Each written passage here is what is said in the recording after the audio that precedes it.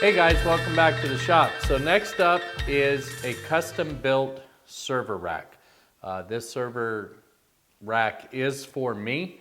It's going to live in my wife's quilting room, but we'll have lots of conversations about that along the way.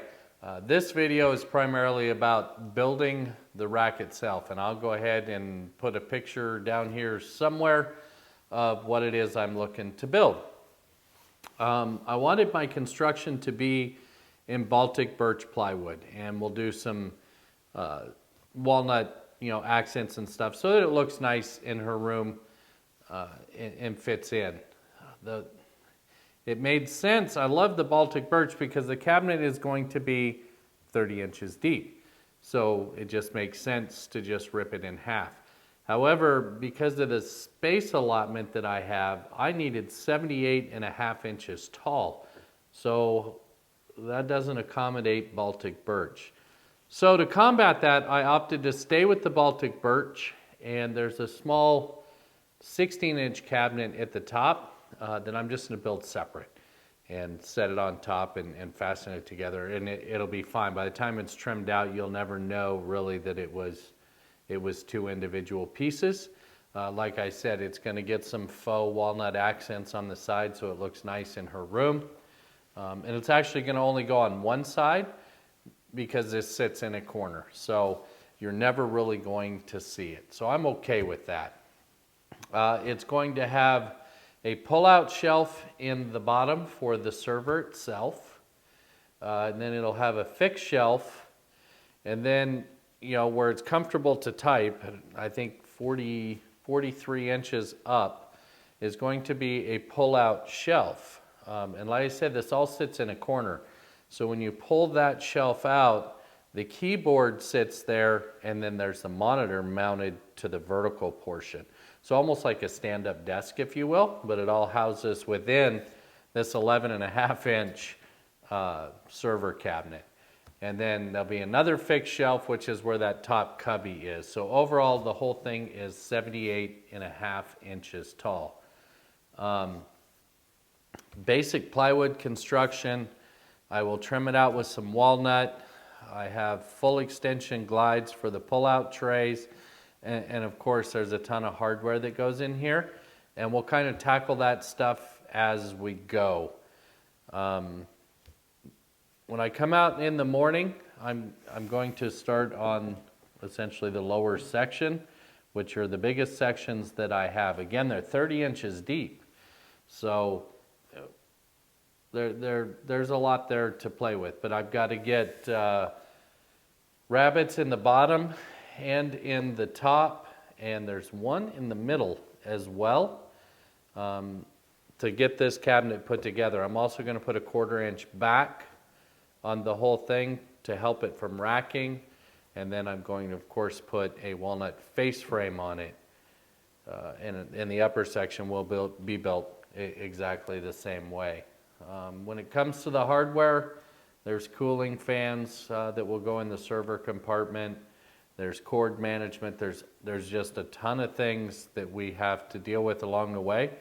And although, as you see in my picture, I have kind of a basic design, I'm really flying by the seat of my pants here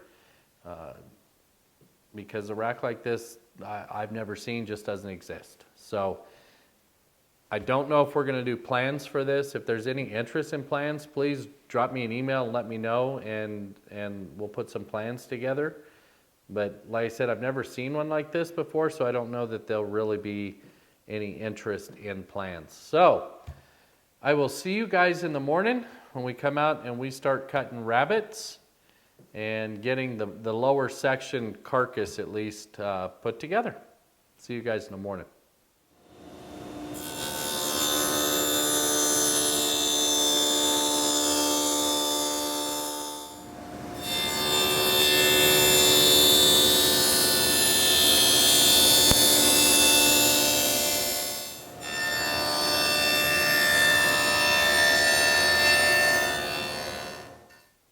So before I assemble this case, I need to go ahead and locate for the drawer glides. This whole thing is just going to be too narrow to really effectively get these in ahead of time. So for the bottom tray, I've just put a couple of pieces of wood in here, and they're going to sit flat on the bottom, and that'll be fine. So I'm going to get those installed, and then that upper pull-out tray, I will have to draw some lines using my T-square to make sure that the bottom two are spot on, but I'm going to get those installed as well.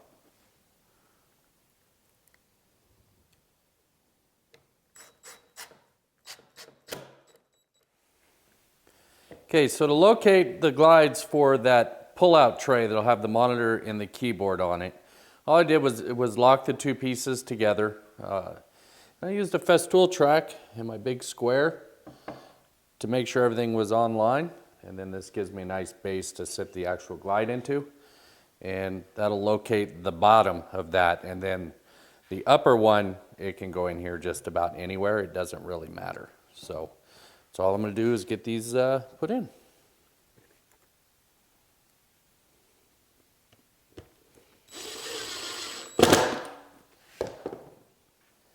All right, so with the glides in, I can go ahead and put this together. I'm going to do this off camera. I'm literally just going to slide those shelves in, glue and screws. All the screws are going to get hidden with the the faux decoration stuff on the outside, so I'm not worried about using screws in this. So yeah, that's what is up next. Okay, I was all set up to do the glue up, and like I said, I don't have plans for this, so I'm flying a little bit by the seat of my pants. And I realized that I needed cord access through these individual shelves. And it'd just be easier to take care of that now while I can just handle the parts. So that's what we're going to do. I've made a pattern, and I'm going to use a flush trim bit, but I'm going to take you over here to my outfeed table where I have all that set up, and I'm just going to show you there what I'm doing to route cords through all of these shelves. Okay, so I cut a pattern. No real rhyme or reason to the pattern, just the pattern that I picked. And then I cut one of the shelves out away from the line, and I've set up a flush trim bit, and I'm just going to go ahead and pattern route that so that every one comes out exactly the same.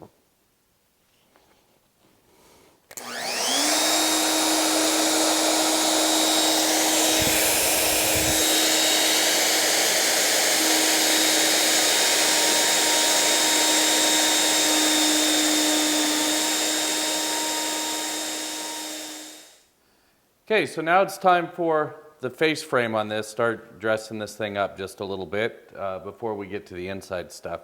I had some walnut on hand, and I went ahead and milled. I got all the pieces out of one board, which was really cool, so all the color matching will be really nice. And I'm not going to use my usual miter sled on this because these are so long. I'm going to go to the miter saw and hopefully get good corners there.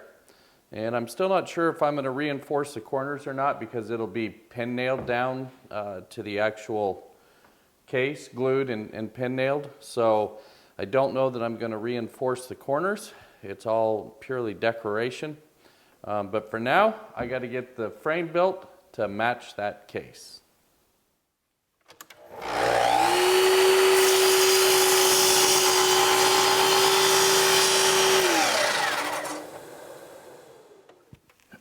All right, so I got a nice dry fit in the frame. I'm pretty happy with it. It's like I said, it's just dry fit, and I dry fit it so that I could measure for the end pieces, but also so that I could measure and mark for the center or this upper shelf where it's a double layer of ply, and I'm actually going to inset this piece in here. This piece is not cut to final size, and I won't do that until after I notch out these pieces. So this will literally inset into and just help tie everything together. So once those notches are cut and this is cut to length, I can go ahead and get this back up on the table and get the face frame glued up.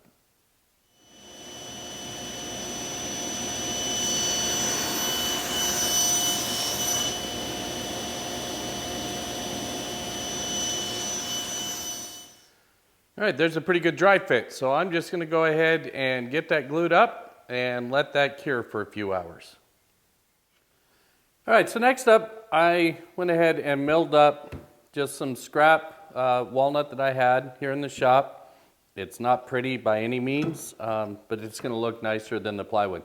And this only goes on the room side, so I'm going to use a little glue, little brad nails, and start getting this stuff put on.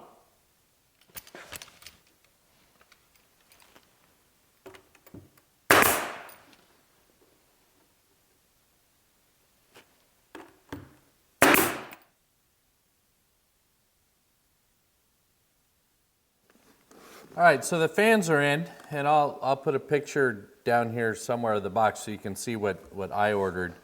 And they came highly recommended by somebody who builds and ventilates these cases for a living, so I trust their opinion. But next up, before we finish off all this cool trim stuff up here, I need to go ahead and locate these two fans. So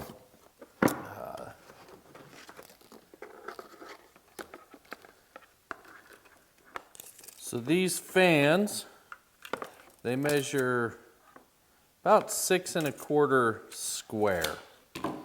And they have a little gasket on the back, if I can get it off, which will work pretty cool for a template for my cutout. So that's what I'm going to do. They're going to be an over-under, I do believe. That's what was recommended to me, so we'll have two fans, sitting in here over under. And then the controller is this little guy, and that's actually going to sit up here on this side of the cabinet. And of course, I'll have to cut a hole and get that into the cabinet as well. So that's what I'm going to do next. I'm going to go ahead and get this laid out, and we'll start cutting some holes.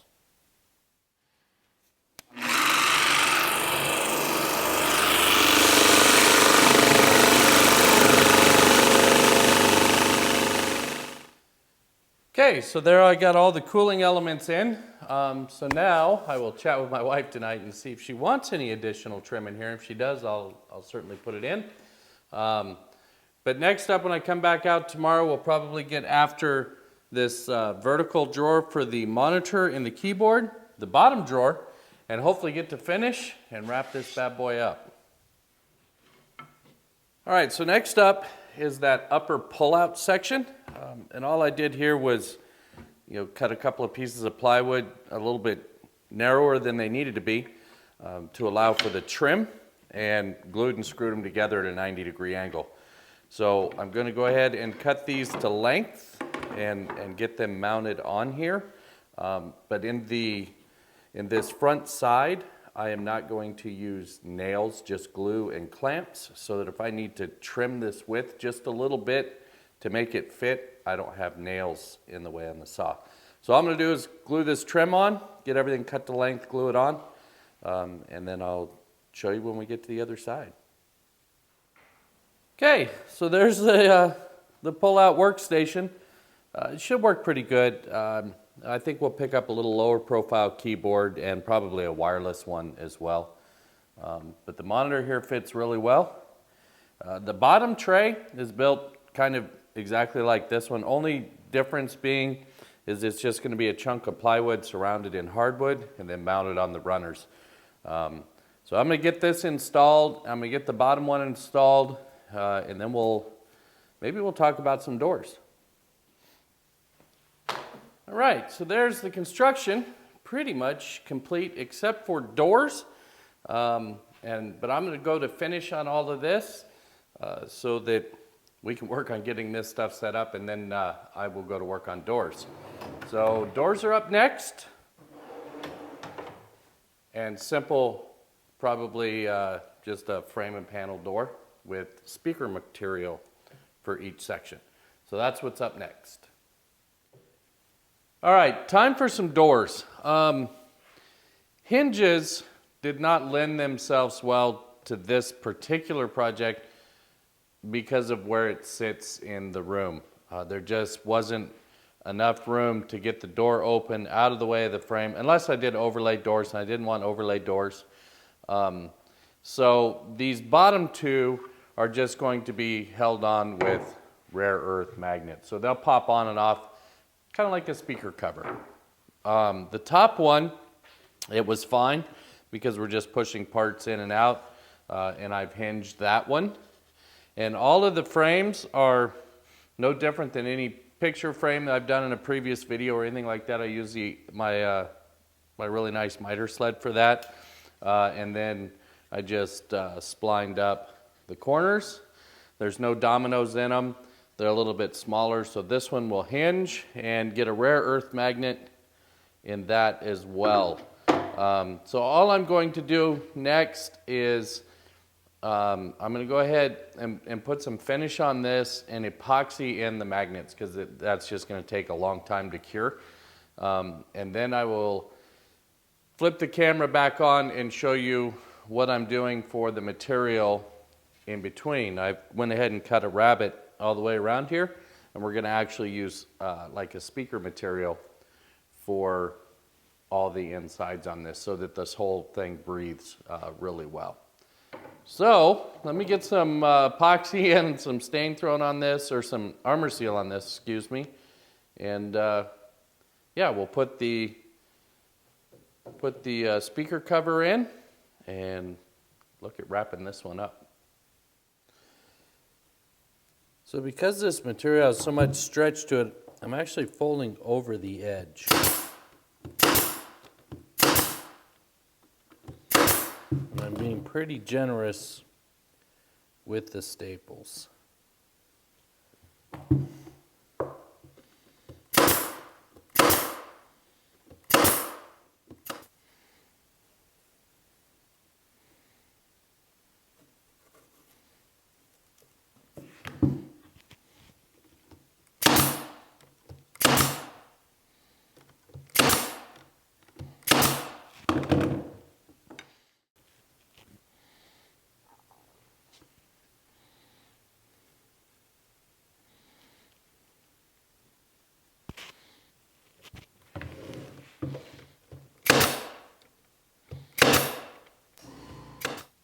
So there it is, guys. It's all finished up. I haven't actually physically mounted it to the wall yet. We still have some cord management stuff to do, and I want to wait to attach it to the wall until that stuff is done. Up here in the top is the UPS and the firewall, and of course my cooling fan management, which is down here, so I have that display up here high all the time. If I remove this panel, that creates access to the workstation. So it clears the trim nicely, has the keyboard, the monitor, and a simple mouse. But that allows me access to the server itself, which all lives down below. Along with the router. And then in between, in this little area, is of course the RAID drive system. So everything is housed within one unit here. It's not something we have to work on a lot, but when we do, you know, it's really easy access to get in and work with it, and everything's actually at a fairly comfortable height to work on. So that's going to wrap it up for this one, guys. If you have questions about, you know, what I did on the server, or, you know, any of that kind of stuff, please feel free. My email is in the show notes, or leave me a comment here, and I answer them as quickly as I can. So until next time, guys, take care.